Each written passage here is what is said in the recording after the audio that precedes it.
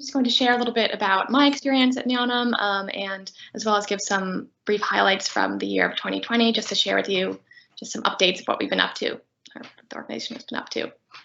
Yeah, so as you know, a junior at Williams, I'm majoring in English, and so what really draws me to Nyanam is just how thoughtful they are about storytelling, and just how their work comes from a place of really deep listening.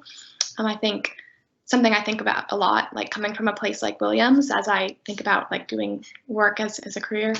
Something I think about a lot is just how to be aware of my own privilege and where I'm coming from in this work, and how to be really thoughtful about where I'm coming from as a person of privilege.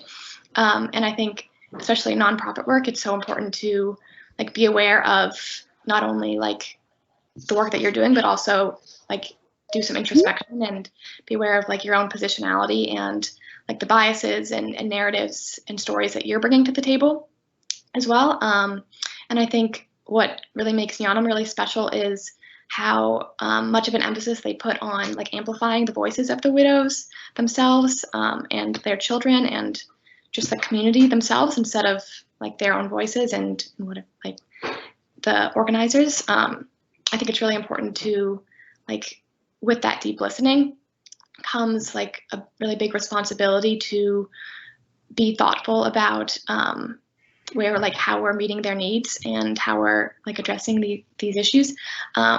So just a brief reflection from my time as an intern, a lot of when we had weekly internship meetings with the research interns and communications interns, we would give some reflections from our week, and a lot of what we ended up talking about were things that surprised us or things that we hadn't expected in our work, and we'd be able to talk through those things that we hadn't originally anticipated. And I think what's really incredible about Nyanam is how they really sit with all those complexities and nuances of the work, instead of just jumping to quick fixes or things like that, which I think is really important, because when you're trying to help people or just do anything with people, you need to acknowledge them as full, multifaceted, complex human beings, instead of just people in a story or things like that. And I think those values of deep listening and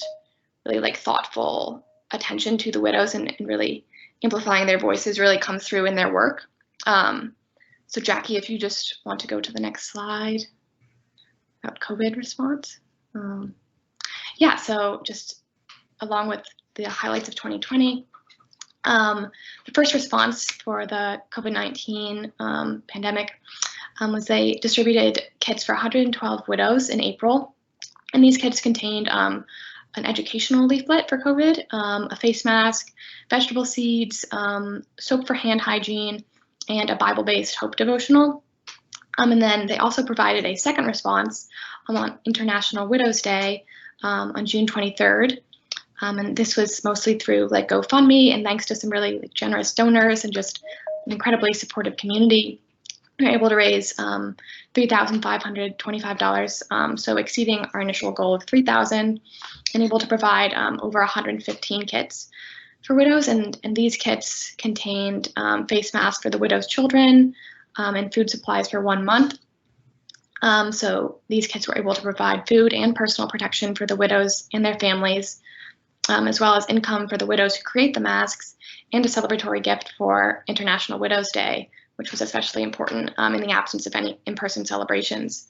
So I think this is just one really incredible example of how the responses in the work of Nyanam is really layered, and how it's not just a single response, and how thoughtful they are about meeting the widows in all these ways, not just tangible ways food ways, but also improving their mental health and emotional health, and really just holistic approaches. If you can go to the next slide. And then, yeah, another highlight from 2020 would be our micro enterprise training. Economic empowerment is also a really core part of Nyanam's work. And 94 widows were trained in 2020 for a total of 124 widows so far. And this work was largely funded by Women in the Window International, which we're really grateful for that partnership. I think that's been a really incredible part of Nyanam's work. And also a really exciting part about this was that for the first time, this training was led by 6 widows who had been trained in the November 2019 in the same course. So I think this is also a really cool example of how like incredibly sustainable Nyanam's work is, and how it's really like coming from the widows themselves, and it's like really rooted in that community. And so like regardless of if Nyanam wasn't able to continue, like that work is really sustainable and like ongoing in the Kenyan community itself. And I think it's really powerful that the voices and the stories of the widows are at the center of that work, and will be at the center of that work. Yeah, so next we're just going to, I'm gonna hand it over to Jackie in a second, and then for the rest of the event, we're going to just give some more overview. Jackie will give some more overview of Nyanam like as an organization, just more about our mission and values, and some of our goals for 2021, as well as programs for the widows and their youth. And then we're going to narrow into like our recent initiatives for mental health, which we're really excited about. Yeah, so I'll hand it over to Jackie now. Thank you so much, Emma, for that introduction to Nyanam and to our work and your reflections on your experience this winter.